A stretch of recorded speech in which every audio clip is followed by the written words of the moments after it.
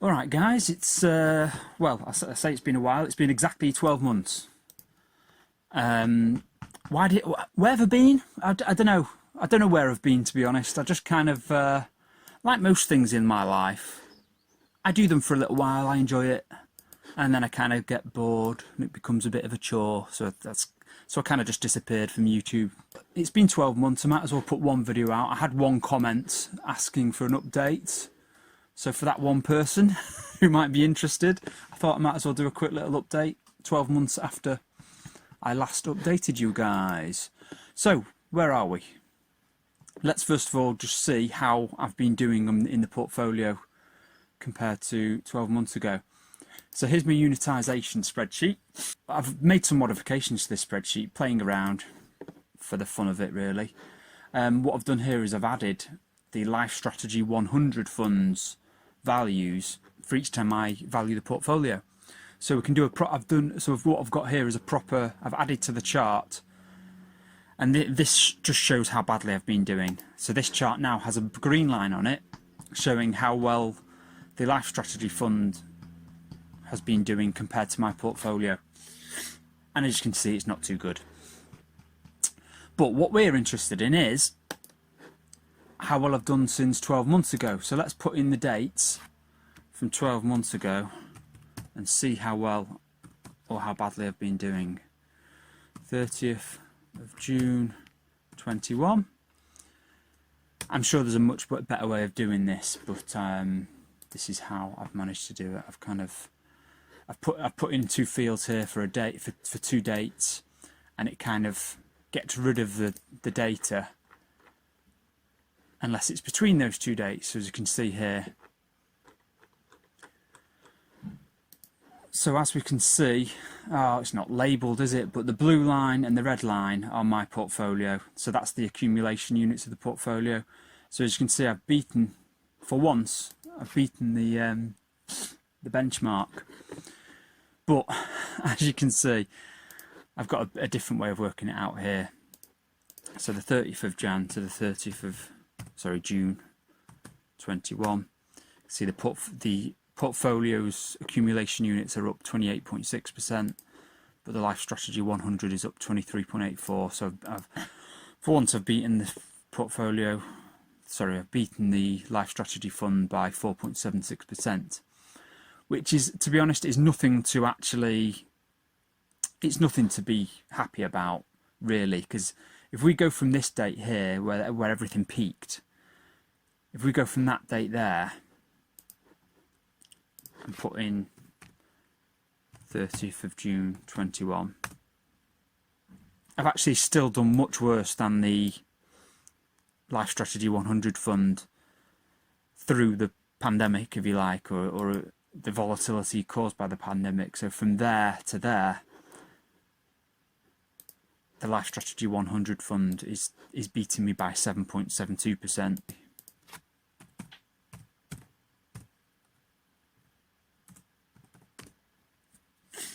That's how it's done. This axis gets messed up, doesn't it?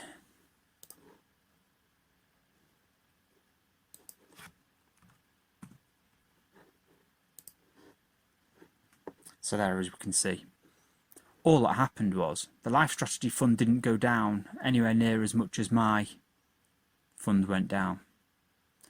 So all we're getting by doing 12 months now is a kind of reversion to the mean, a kind of like, because I did so badly in the dip, it's kind of natural that it would recover a bit more than the Life Strategy would. But over the whole period, the Life Strategy fund is doing better. In fact, that wasn't the peak for the Life Strategy fund, but it was for my portfolio. So it's my life goal to get this blue line going above there. I mean, it's not the end of the world, because as I've mentioned before, total return is not the main priority for me in retirement. If I was 10, 20 years away from retirement, this would mean a lot more, or this bad performance would mean a lot more. But as it stands, just mentally, just like emotionally, I'd much rather have a certain amount of dividend income that's kind of guaranteed by the investment trusts that focus on income. And if at some point in the future dividend kind of value stocks become in favour, I'm kind of well placed for that if it does ever happen in my lifetime. Right, so that's how well the portfolio is doing. And one thing to note here is that I've kind of changed my my kind of thinking on how to take money out of the portfolio. My expected long-term kind of yearly spend is about 14 grand. But what I've decided to do, instead of making it 14 grand to come out of the portfolio each year, what I've done is I've just checked my bank accounts. I've checked how much cash I have that is not included in the portfolio.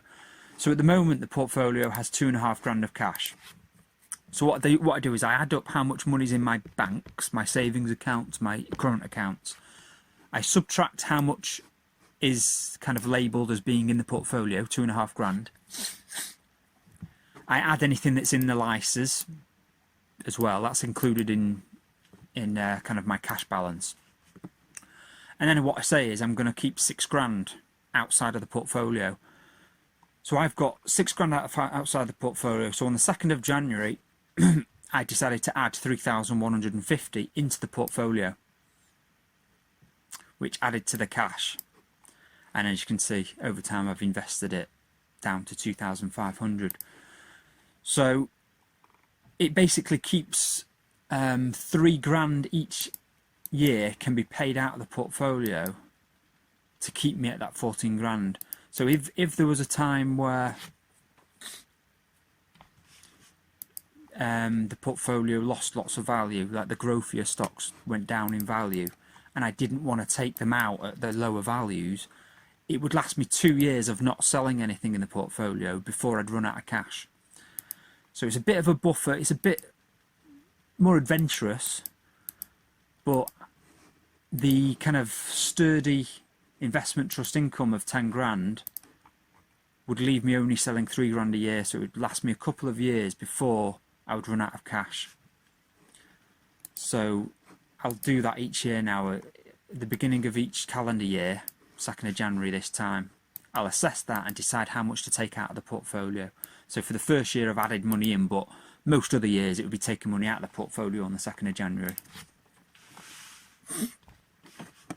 So what's happened to the portfolio? What have I done? Well, here's how the portfolio looks now. You'll notice that I've got smaller companies in a separate section. I've decided to have a bigger weighting input in smaller companies.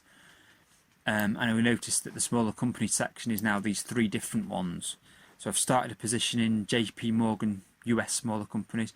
Kind of diversifies it. So I have a little bit of Asian smaller companies, I have a little bit of US smaller companies, and then the bulk in BlackRock smaller companies. And that's how we stand at the moment. So the percentage is 10.75%. I've swapped out the FTSE 250 tracker and put in Scottish American, because obviously the FTSE tracker would not have any smooth income. It's not going to have secure income that can be covered by the revenue reserves like an investment trust can. So that's what I've changed there. I've initiated a position in Hypnosis song fund that I've mentioned previously, so I get royalties from music that's played on the radio and on Spotify, etc. And I've also started these, so I've started positions in healthcare, so worldwide healthcare and biotechnology growth, and in Impax environmental markets. So they're kind of thematic positions there that I've just been dipped my toe into, because as you can see, well, I've dipped more of a toe, dipped the whole foot of the healthcare ones. I'm still about £1.5 grand down versus target. But Impax have just dipped my toe in. As you can see, I'm nearly 8 grand below target there. So the target is nearly 3% for those 2 different thematic choices. I've done a lot of trimming. I've done a lot of trimming of Scottish Mortgage because that kept going up and up and up. and becoming a big position in the portfolio. It's still 8.69% of the portfolio and almost £3 overweight. Fundsmith has been doing reasonably well recently, that's why it's £3 overweight. And I've actually got the details here of the actual buys and sells. I won't talk through every detail. What you can do is you can pause the video at this point and you can see what I've written here explaining each move. And I'll just scroll down now so you can see the bottom of the screen. Pause it there and see what I've done there. A lot of it is just sheltering money from tax, so selling something out. Well, I don't know. Occasionally I'll sell the same thing outside the ISA and buy it inside the ISA. Well, actually, I think that only happened with Scottish Mortgage once. So as you can see, I kept trimming Scottish Mortgage, buying other things. But look at some of how low some of the prices are where I've trimmed. So it's generally turned out to be a mistake to trim Scottish Mortgage. I then bought back into Scottish Mortgage after there was a big dip. There was a big correction in all these tech stocks, wasn't there? And I bought back into Scottish Mortgage there. And then I sold out of Scottish Mortgage when it recovered a bit as well. But anyway, overall, in terms of the dividend, how these buys and sells affected my dividend, I've kind of kept it balanced. So in actual fact, these moves I've made have helped by £7.69 to the dividend that's to be expected in each 12 months. And overall, it's sold down Scottish Mortgage by about 12.5 grand. Anyway, there's the activity. You can, if anyone's interested, you can pause the screen and read what happened for each one. And now the dividend overall is now expected to be 10 grand and £31 compared to 12 months ago where it was 10 grand and 128. I don't quite know how that happened, to be honest. Because as we can see here, my actual buys and sells should have increased the dividend. Maybe there's a mistake in this spreadsheet. I don't think there is, though. And Barclays and NatWest have recommenced their dividends at a low level. So I've gained 94 quid from there. What has reduced my dividend then? Because 12 months ago we'd already had the shell cut to the dividend. Yeah, that had already happened. Oh, I know what's happened. Look here. For some strange reason, on the 1st of July last year, this time last year, I'd kind of penciled in this number here. 6.11% yield for the leftover money that was in Woodford. So I've kind of penciled in, when I eventually get that money, me investing it in something that with a high yield. And at the time it was 6.11% I've put in, because Merchants is 7.08%. I think that's why I did that. Right, that was just, at the moment I've not penciled in anything for that. I've just assumed that money's going to go to zero and I won't get any dividend. That's why the number's gone down. Okay, that makes sense. But as you can see, I've still got my 10 grand. Now, as you can see, my target portfolio is a couple of £100 even lower. So at some point, I might, I've still got work to, I don't know whether I will, I don't know. As usual, this target portfolio has changed a lot since 12 months ago. So what's the point in having it at all? It'll probably carry on changing. My intention isn't to change it now, but having seen my previous actions, I have changed it, haven't I? So who knows? Let's see what happens in the future. Who knows what will happen? I still plan to get rid of these all eventually, but I'm going to give them time to recover, Well, obviously not that one. That's just going to go down and down. But I want to give these time to recover. Who knows? I might end up holding on to these for years and years to come. Who knows? And it'll probably end up being a mistake. But Anyway, that's how things have been going in the last 12 months.